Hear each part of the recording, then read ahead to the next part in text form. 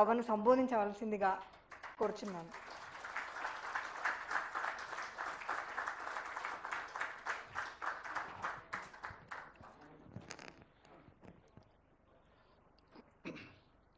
బసవతారకం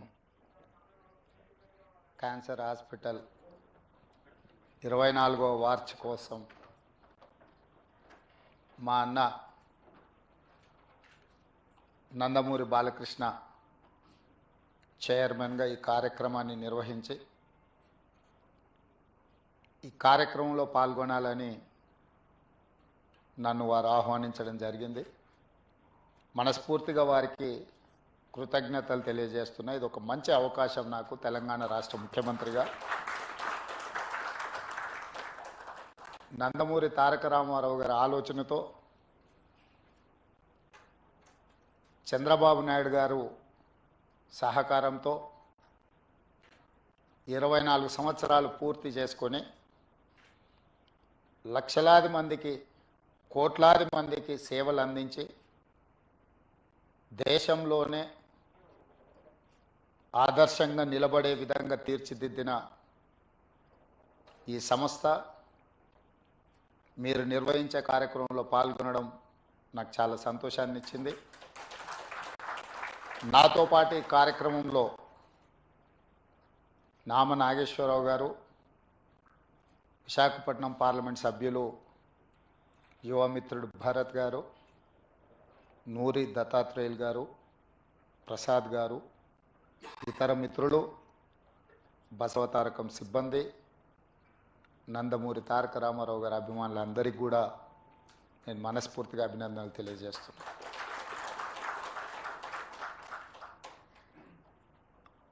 నందమూరి తారక రామారావు గారు తన కుటుంబంలో జరిగిన ఒక విషాదకరమైన సంఘటన, బసవతారకమ్మకు క్యాన్సర్ రావడం ద్వారా వారిని కోల్పోవడం, కుటుంబంలో మనకు అత్యంత ప్రీతిపాత్రమైన వ్యక్తులను కోల్పోతే ఆ బాధ దుఃఖం తెలిసిన వ్యక్తిగా ఇంకెవరికి ఇట్లాంటి బాధ ఉండకూడదు, వీలైనంత మేరకు పేదలకు సేవలు అందిస్తూ వాళ్ళ కుటుంబాలను ఆదుకోవాలన్న ఆలోచనతోటి 1988-89లో ఈ ఆలోచనకు పునాది పడ్డది. ఆ ఆలోచన ముందుకు సాగకపోయినా 2000 సంవత్సరంలో నారా చంద్రబాబు నాయుడు గారు రెండవసారి ముఖ్యమంత్రిగా బాధ్యతలు చేపట్టిన తర్వాత ఆనాటి ప్రధానమంత్రి అటల్ బిహారీ వాజ్పేయి గారిని పిలిపించి ఈ సంస్థను ముందుకు తీసుకెళ్ళాలి, నందమూరి తారక రామారావు గారి యొక్క ఆలోచన సంక్షేమము అభివృద్ధి విధానాలను కొనసాగించాలని వారు పట్టుదలతో ఆనాటి దేశ ప్రధానమంత్రిని ఇక్కడికి రప్పించి ఈ యొక్క గొప్ప అద్భుతానికి పునాది రాయడం జరిగింది. ఆనాటి ఆలోచనను నందమూరి తారక రామారావు గారు నిస్వార్థంగా ఎలాంటి లాభం కానీ ఎలాంటి స్వార్థం కానీ లేకుండా తెలుగు ప్రజలకే కాదు ఈ దేశంలో ఉండే ఎవరికైనా క్యాన్సర్ అంటే ఒక మహమ్మారి, అది ఒక మందు లేని జబ్బు, క్యాన్సర్ అంటే ఒక భయం ఉన్న సందర్భంలో లేదో దీన్ని నివారించవచ్చు, నిలువరించవచ్చు, నయం చేయొచ్చు అనే నమ్మకాన్ని కల్పించడానికి వారు ఒక నిర్ణయం తీసుకొని ఆ నిర్ణయాన్ని ముందుకు తీసుకెళ్తూ ఇవాళ క్యాన్సర్ వచ్చిందంటే కూడా భయపడకుండా హాస్పిటల్స్కి వచ్చి ట్రీట్మెంట్ చేసుకొని పూర్తిగా బాగు చేయించుకొని నవ్వుతూ బయటకు వెళ్ళే పరిస్థితుల్లో ఈరోజు ఈ తెలంగాణ రాష్ట్రంలో హైదరాబాద్ నగరంలో దేశంలో ఉండే వాళ్ళకి ఎంతోమందికి మేలు జరుగుతుంది అని అంటే ఆ రోజు వారు ఏ కళ అయితే కన్నాడో, ఏ విధంగా అయితే పేదలకు సహాయాన్ని అందించాలని వారు ఆలోచన చేసిండ్రో ఈరోజు అది అమలు జరుగుతుంది.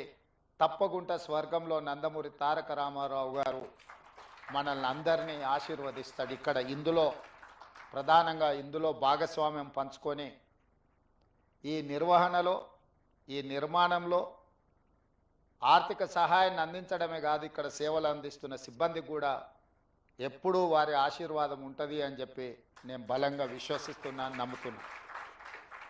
అదేవిధంగా ఈ సంస్థకు సంబంధించిన లీజ్ విషయంలో కానీ, ఇతర అనుమతుల విషయంలో కానీ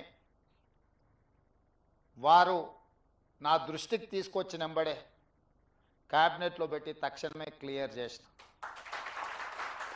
ఎందుకు అంటే ఈనాడు కొన్ని ప్రత్యేకమైన పరిస్థితుల్లో మేము ఉన్న ఈ హోదా, ఈ గౌరవం వారు ఏ స్వార్థం లేకుండా ఏర్పాటు చేసిన ఒక రాజకీయ పార్టీ మాకందరికీ అవకాశం కల్పించింది.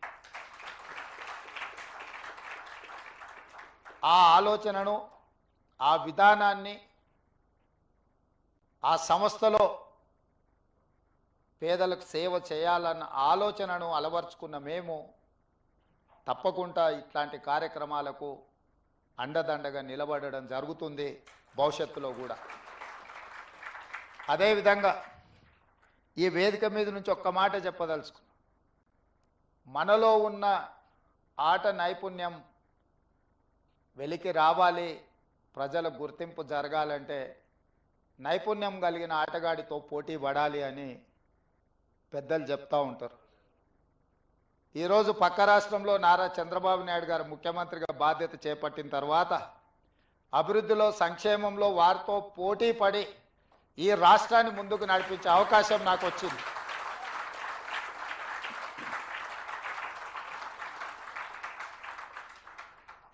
గతంలో 12 గంటలు పనిచేస్తే సరిపోతుంది, అంతకు మించి అవసరం లేదు అనుకునేవాడిని. కానీ ఇప్పుడు వారు 18 గంటలు పనిచేస్తే నేను 12 గంటలతో సరిపెడితే కుదరదు. కాబట్టి మా అధికారులకు, మా సహచరులకు మనం కూడా 18 గంటలు పని చేయాల్సిందే. అభివృద్ధి విషయంలో, సంక్షేమం విషయంలో పోటీపడి ఈ 2 తెలుగు రాష్ట్రాలు ప్రపంచానికే ఒక రోల్ మోడల్గా నిలబడాలి అని నేను భావిస్తున్నాను. ఆ దిశగా మా ఆలోచన, మా విధానాలు, మా నిర్ణయం ఉంటుంది. అందులో భాగంగానే తెలంగాణ రాష్ట్రంలో చాలా హాస్పిటల్స్, అంటే ఇది Hyderabad is the hub for hospitals, కానీ నా ఆలోచన హెల్త్ టూరిజం హబ్ని ఒకటి క్రియేట్ చేయాలని మా ప్రభుత్వం ఆలోచన చేస్తుంది. ప్రపంచంతోనే పోటీ పడే విధంగా ప్రపంచంలో ఉండే అన్ని జబ్బులకు సంబంధించి ఇక్కడనే వైద్యం అందే విధంగా ఒక హెల్త్ టూరిజం హబ్ని డిజైన్ చేయాలని ప్రాథమికంగా మేము ఒక అంచనాకు వచ్చినాం. శంషాబాద్ ఇంటర్నేషనల్ ఎయిర్పోర్ట్ చుట్టుముట్టూత స్థలాన్ని సేకరించి ఒక 500 నుంచి 1000 ఎకరాలలో ప్రపంచంలో ఉండే రాణించిన, ఈ రంగంలో పేరుగాంచిన సంస్థలను అన్నిటిని కూడా రప్పించి అక్కడ వాళ్ళకు అనుమతులు ఇచ్చి ప్రపంచ దేశాలలో నుంచి ఎవరైనా హైదరాబాద్కి వెళితే ఎలాంటి జబ్బుకైనా వైద్యం అందుతుంది అనే విధంగా తీర్చిదిద్దాలన్న ఆలోచన మా ప్రభుత్వం చేస్తున్నది. ప్రధానంగా హెల్త్ ఆర్గనైజేషన్స్లో పనిచేసే డాక్టర్లే కానీ నిపుణులకు తెలుసు, ఈరోజు మన దేశంలో అత్యధికంగా మిడిల్ ఈస్ట్ కంట్రీస్ నుంచి చాలామంది పేషెంట్స్ ఇక్కడికి వచ్చి వైద్యం చేయించుకొని వెళ్తున్నారు. వాళ్ళకి రావడానికి, పోవడానికి అవసరమైన విమాన సౌకర్యాలే కాదు, విమానాశ్రయంలో దిగిన తర్వాత కూడా వాళ్ళకి ఎలాంటి ఇబ్బంది జరగకుండా ఒక గ్రీన్ ఛానల్ ఏర్పాటు చేసి మిడిల్ ఈస్ట్ కంట్రీస్ నుంచి ప్రధానంగా ఇక్కడ వైద్యం కోసం వచ్చే వాళ్ళకందరికీ కూడా ఒక అద్భుతమైన సౌకర్యాలు ఏర్పాటు చేయాలన్న ఆలోచన మా ప్రభుత్వానికి ఉన్నది. తప్పకుండా ప్రణాళికతో ముందుకు వస్తాము. ఆ ప్రణాళికలో భాగంగా ఇంతకుముందు అన్న బాలకృష్ణ గారు, నామ నాగేశ్వరరావు గారు బసవతారకం క్యాన్సర్ హాస్పిటల్కి అదనంగా ఇంకా కొంత స్థలాన్ని కేటాయిస్తే మేము సేవల్ని విస్తరిస్తామని వారు చెప్పడం జరిగింది. ఆ హెల్త్ టూరిజం హబ్లో తప్పకుండా బసవతారకానికి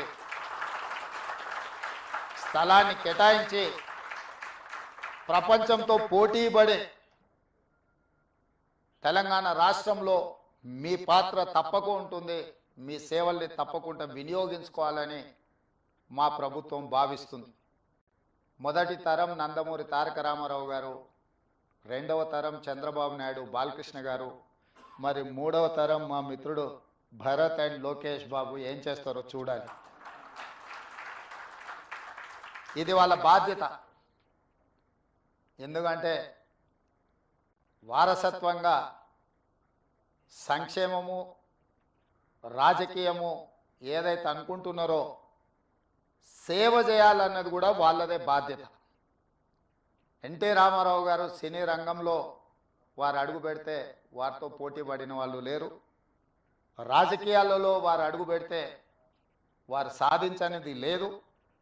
ఈ దేశంలో ఈనాడు సంకీర్ణ రాజకీయాలకు పునాది పడ్డది కేంద్ర స్థాయిలో, రాష్ట్ర స్థాయిలో అంటే national front, United front, NDA లాంటి ఈ సంకీర్ణ రాజకీయాలకు పునాదులు వారు వేసిండ్రు. ఈరోజు దేశ రాజకీయాలనే సంకీర్ణ రాజకీయాలు ఈరోజు నడిపిస్తున్నారు. అదేవిధంగా సంక్షేమం. ఈరోజు బసవ తారకం ఆసుపత్రి అయినా, ₹2 కిలో బియ్యం అయినా, ₹50 హార్స్ పవర్ రైతులకు ఇవ్వాలని ఆలోచన అయినా, జనతా వస్త్రాలైనా, పేదవాడికి కూడు గుడ్డ ఉండాలి అని ఒక గొప్ప మనసుతో, ఒక గొప్ప ఆలోచనతో నందమూరి తారక రామారావు గారు సంక్షేమాన్ని కూడా మనకు వారసత్వంగా ఇచ్చింది. అందుకే యువమిత్రులు లోకేష్ అండ్ భరత్కి నా సూచన, సినీ రంగం ఎలాగూ మా బాలకృష్ణ గారు చూసుకుంటారు, అది వదిలేసి రాజకీయం సంక్షేమం వీళ్ళిద్దరూ ఇంకా ముందుకు తీసుకెళ్ళాలి.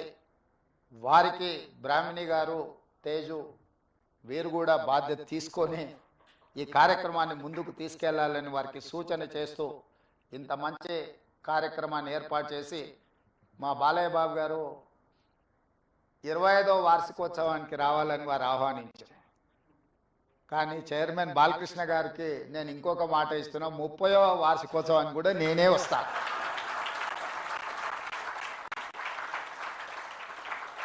ధన్యవాదాలు.